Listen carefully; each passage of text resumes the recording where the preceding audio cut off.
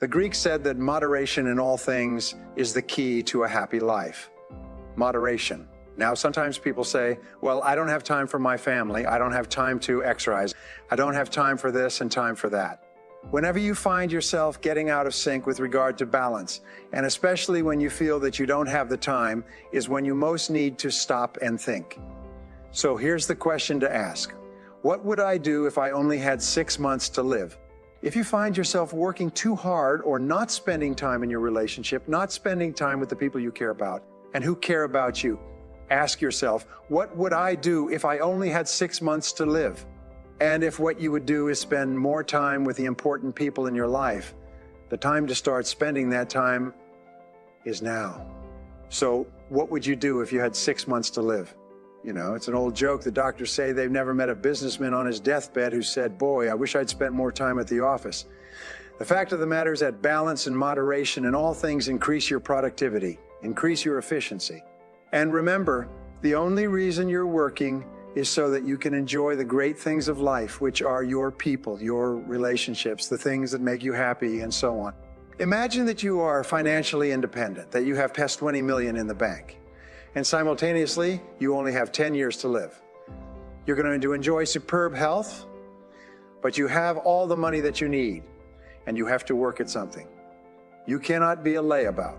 So therefore, if you could work at anything and you had all the money you needed and you didn't want to waste any time, what career would you choose?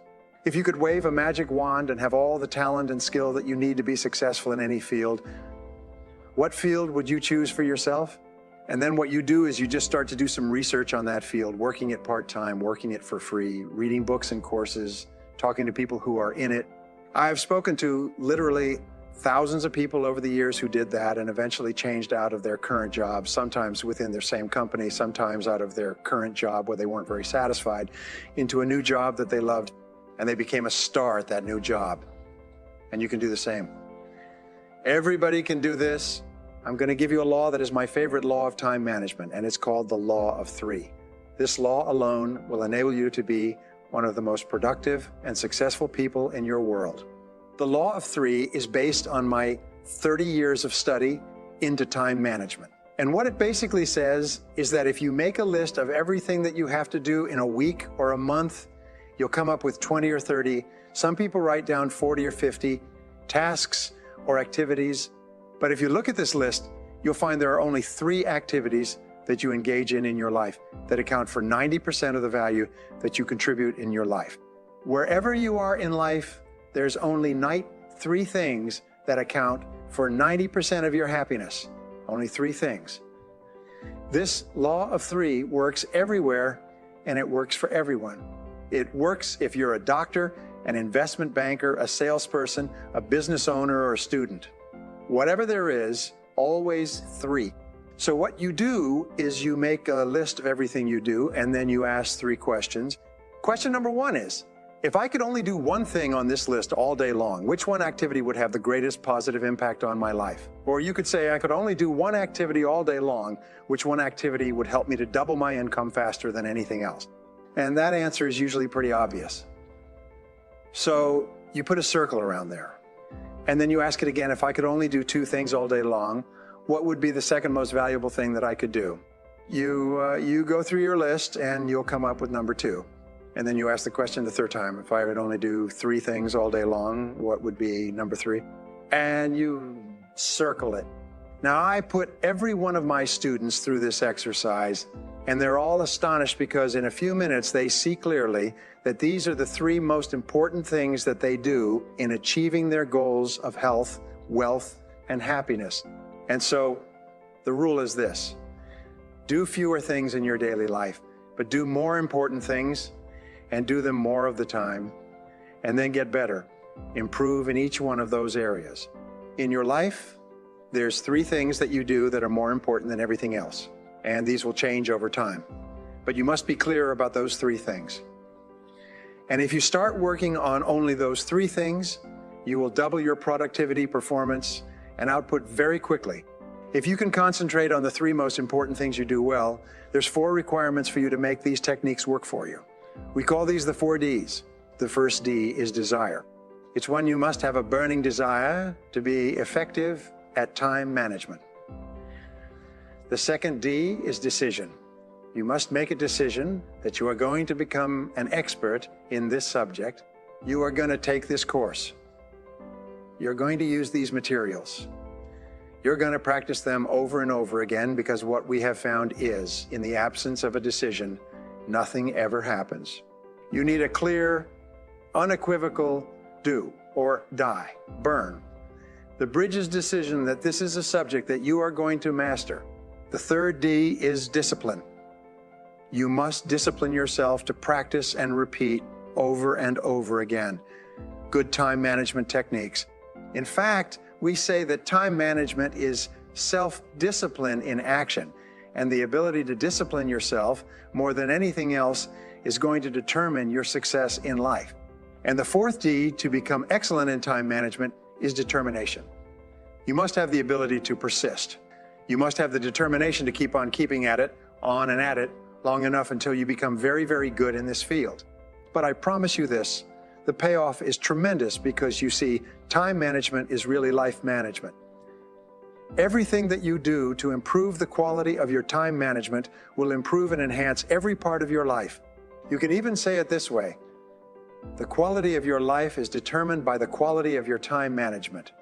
The quality of your life will be determined by the way you use your time, minute to minute, hour to hour, day to day, because your time is your life. In every single study of high-performing men and women, we find that intense result orientation goes hand in hand with big payoffs in life. You see, it's not how much time you put in or the activities that you engage in, or how sincere or how intelligent or competent or capable or anything else. It's only what you produce, the results that you get from the time that you put in, that counts in determining your rewards. Not only your psychic rewards, how good you feel about yourself, but your financial rewards. You're always paid in direct proportion to the quality and the quantity of the results that you produce. We call this the law of sowing and reaping, the law of cause and effect. The cause of everything that happens to you is your ability to get results. And the easier rewards, if you want to increase the quality and quantity of your rewards, you have to think all the time about increasing the quality and quantity of your results. Now, the second point is this: most people are very unproductive. Most people cannot do a full day's work if their life depended upon it. In fact, every study that I've ever seen suggests that the average person works at only 50% of capacity. In fact, in most work environments, about 30% of all the work time is spent in socializing, gossiping, wasting time talking, chatting, hanging around the water fountain, reading the newspaper, drinking coffee, and so on. What does it mean to you? It means that the average person is working at 50% or less of capacity. There are tremendous opportunities for you if you'll do some of the things that we talk about to rapidly move ahead of other people. The starting point of getting things done is the quality of neatness. The quality of neatness means that you start with a clean desk and you end with a clean desk. You start with a clean briefcase and you end with a clean briefcase. You take the time to make sure that your entire working environment looks neat, professional, productive, and effective. Remember this: it's not just what you do, but it's the perception of other people of what you do that counts. I read a story by a self-made millionaire who said that he built 5 successful companies, and one of their critical rules was that every single person kept a clean desk. Now, the fourth key in getting things done is the importance of focus. Focus, which leads to clarity, and we talk about this over and over again. Focus means that you're absolutely clear about what you're trying to accomplish. Focus means that you're absolutely clear about your key result areas and why you're on the payroll. We say that fuzzy focus leads to fuzzy results. Clear focus leads to clear results. And this means that you take the time to think. You take the time to think through: why am I on the payroll? What have I been hired to accomplish? What are my key result areas? What are my core functions? What are the 20% of the things that I do that account for 80% of my results? And so on. So the starting point in getting things done is focus and clarity. I call this it's like adjusting the camera all the time. So you keep your focus very, very clear. Well, the next key principle is concentration. Concentration is what you do is once you've decided on the most important idea to achieve your most important goal, then you have to concentrate single-mindedly on one thing until it's complete. If Bill Gates and Warren Buffett, the richest man in the world and the third richest man, were at a dinner party at Bill Gates' home last year, and there were about 100 guests standing around at the reception, drinking wine, and so on. These three men, Bill Gates, Warren Buffett, and Bill Gates' father, are good friends, and they were standing and talking. One of the other guests came up and said, "Excuse me, gentlemen, you are three of the most important people in the world. What would you say is the most important key to success today?" And they stopped talking and they all turned and they said, "Focus. Focus is the most important quality for success today." We're so surrounded by so many distractions of so many kinds that the ability to focus is more important for success than any other quality. Now, I developed a philosophy when I was young and broke, and the philosophy was that if rich, successful people tell you to do something, you should do it. If they tell you that this is a key to their success, then you should at least practice it for a while to see if it applies to you. What I have learned, and what I learned coaching my clients, my business owners, is I taught them how to focus. I taught them how to select specific goals and activities in each area of their life and how to focus like a laser beam on one goal at a time. If you can do that, you can conquer the world. Now, concentration is, in reality, where all the work in time management leads us to. It is the ability to concentrate 100% on one thing, setting priorities, the most important thing, and to stay with that single task until it's finished. Concentration means moving forward in a straight line toward the goals and objectives that you've clearly identified. It means concentrating without diversion or distraction. Focus and concentration, I believe, in 25 years of research, are the reasons for success and happiness in life. The reasons for a lack of success and unhappiness are a lack of focus, a lack of concentration. I have found the most important time management or personal productivity principle of all, and it is this. Make a list of everything you do in the morning before you start work, and then select the one item on that list that's more important than any others in terms of potential consequences. And then start on that one task and work on it 100% of the time until it's complete. Now, if you can do that, you can double and triple your productivity, become one of the highest paid and most respected people in your world. Select your most important task. Start on it immediately. Work on it 100% of the time until it's complete, because here's what I discovered in 30 years of studying and writing books on time management. Task completion is the key to success. It is not tasks that you work on, but it's only the tasks that you complete. If you're a student, it's completing your assignments and your reports. If you're a salesperson, it's completing the sales. If you're a business person, it's completing different transactions. Everything in life is completing tasks. Now, here's a wonderful payoff. When you complete an important task, it gives you an increased sense of self-esteem and personal power. Your self-confidence goes up. You get more energy and more ideas. You feel happy about yourself. Whenever you complete a task, your brain gives you a rush of endorphins, and endorphins make you happy, more alert, and more creative. They strengthen your immune system so that you're never sick. So you'll find that what successful people do is they're always starting and completing tasks, and especially they start and complete them on time. Now, what does this require? It requires our old friend and enemy, self-discipline. Now, what we know about task completion is that not only is it the key to the future, not only is it the key to getting more and greater and better opportunities, but important task completion, doing something that's important to you and carrying it through and finishing it 100% at the end is a source of energy, enthusiasm, and high self-esteem. Men and women who are working consistently on getting important things done and staying with it to the complete are more positive. They're more optimistic. They're more self-confident. They're full of confidence. They have more belief and self-assurance in themselves, and they get more opportunities to complete more tasks. And here's the flip side. Completing low-priority tasks leads to stress. If you work and you get a lot of little things done, but they're not moving you toward the accomplishment of things that are really important to you, what happens is you just feel crummy as a result. We find that the average Brit, average German, average French person works about 1,600 hours a year. An average executive or business owner works about 2,000 hours a year. So what you do is you take your annual income and you divide it by 2,000. So let's say you're earning $100,000 a year divided by 2,000. That means that you're earning $50 an hour. This is your hourly rate. Over time, you can include all your benefits and pensions and so on. But whatever this is, let's say your hourly income is $50 an hour. That means, by Ricardo's law, the law of comparative advantage, as formulated by David Ricardo, you don't do anything that pays less than $50 an hour. You only do things that pay you $50 an hour or more, or that people would pay you 50 quid an hour or more to do, and everything else you delegate.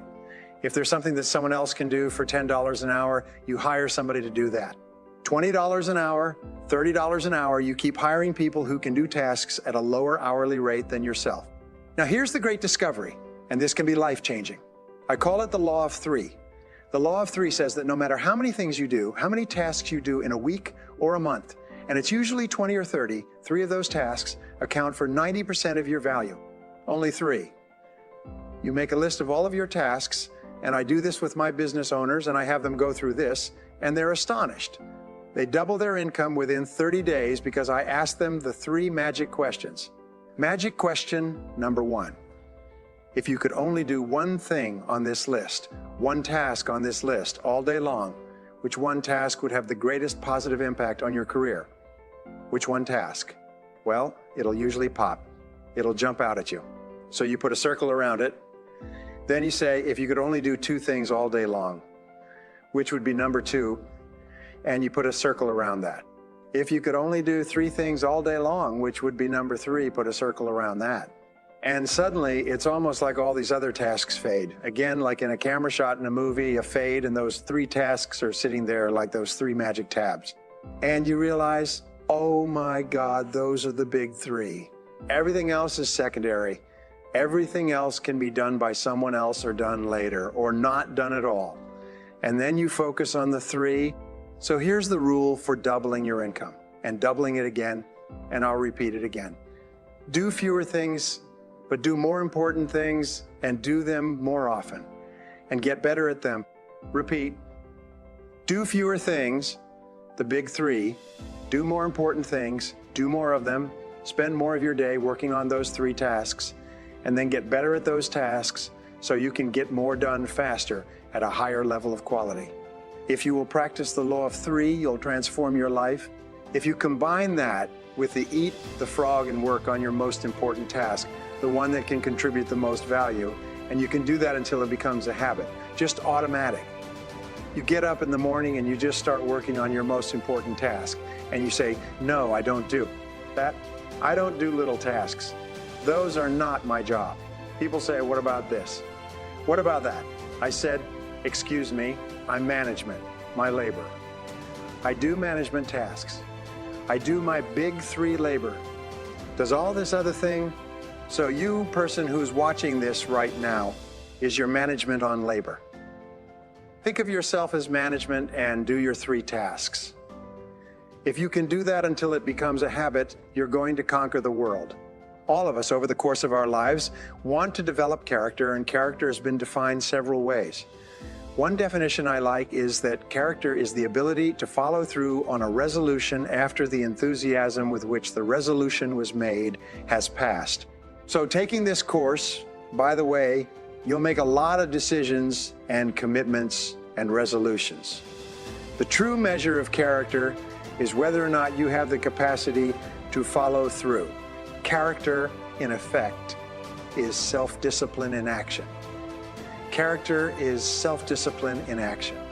You can tell how much character you have by how willing you are to discipline yourself to make the sacrifices that are necessary in the short term to have a great life in the long term.